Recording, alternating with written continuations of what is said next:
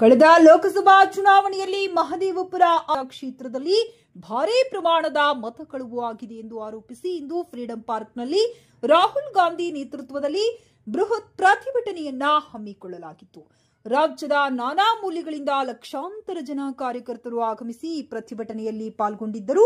AICC ಅಧ್ಯಕ್ಷರಾದ ಶ್ರೀ ಮಲ್ಲಿಕಾರ್ಜುನ್ ಖರ್ಗೆ ಅವರು, ಮುಖ್ಯಮಂತ್ರಿಗಳಾದ ಶ್ರೀ ಸಿದ್ದರಾಮಯ್ಯರವರು, ಉಪಮುಖ್ಯಮಂತ್ರಿಗಳಾದ ಡಿಕೆ ಶಿವಕುಮಾರ್ ಅವರು ಹಾಗೂ ಹಲವಾರು ಕಾಂಗ್ರೆಸ್ ಮುಖಂಡರು ಎಲ್ಲಾ ವಾರ್ಡ್ಗಳಿಂದ ಆಗಮಿಸಿದ್ದ ನೂರಾರು ಕಾಂಗ್ರೆಸ್ ಕಾರ್ಯಕರ್ತರು ಇವತ್ತು ನಮ್ಮ ದೇಶದಲ್ಲಿ ಸಂವಿಧಾನವನ್ನು ರಕ್ಷಿಸಿ ಪ್ರಜಾಪ್ರಭುತ್ವವನ್ನು ಉಳಿಸಬೇಕಂತ ಒಂದು ಆಂದೋಲನನ ನಮ್ಮ ಎಐಸಿಸಿ ಅಗ್ರಗಣ್ಯ ನಾಯಕರು ರಾಹುಲ್ ಗಾಂಧಿ ಅವರ ನೇತೃತ್ವದಲ್ಲಿ ಇವತ್ತು ನಾವು ಪ್ರತಿಭಟನೆ ಮಾಡ್ತಾ ಇದ್ದೀವಿ.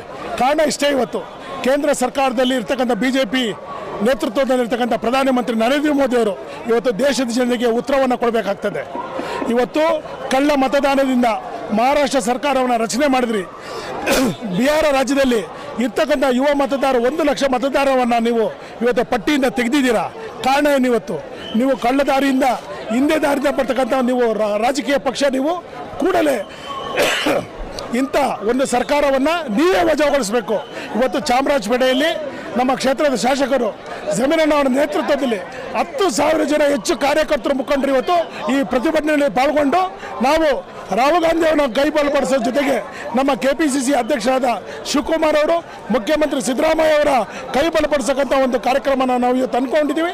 ಕಾರಣ ಇಷ್ಟೇ, ನಮ್ಮ ಮತ ನಮ್ಮ ಹಕ್ಕು. ಇದು ಪ್ರತಿಯೊಬ್ಬ ದೇಶದ ನಾಗರಿಕ ಬಂಧುಗಳು ಎಚ್ಚೆತ್ಕೋಬೇಕು. ಈ ಒಂದು ಪ್ರತಿಭಟನೆ ಹೋರಾಟಕ್ಕೆ ತಾವು ಧ್ವನಿಯನ್ನು ಹಾಕಬೇಕು. ಸಂವಿಧಾನವನ್ನು ರಕ್ಷಿಸಿ ಪ್ರಜಾಪ್ರಭುತ್ವ ಉಳಿಸಬೇಕಂತೇಳಿ ಈ ಮೂಲಕ ನಾನು ಘಂಟಾಘೋಷವಾಗಿ ಕೇಳ್ಕೊಳ್ತಾ ಇದ್ದೀನಿ.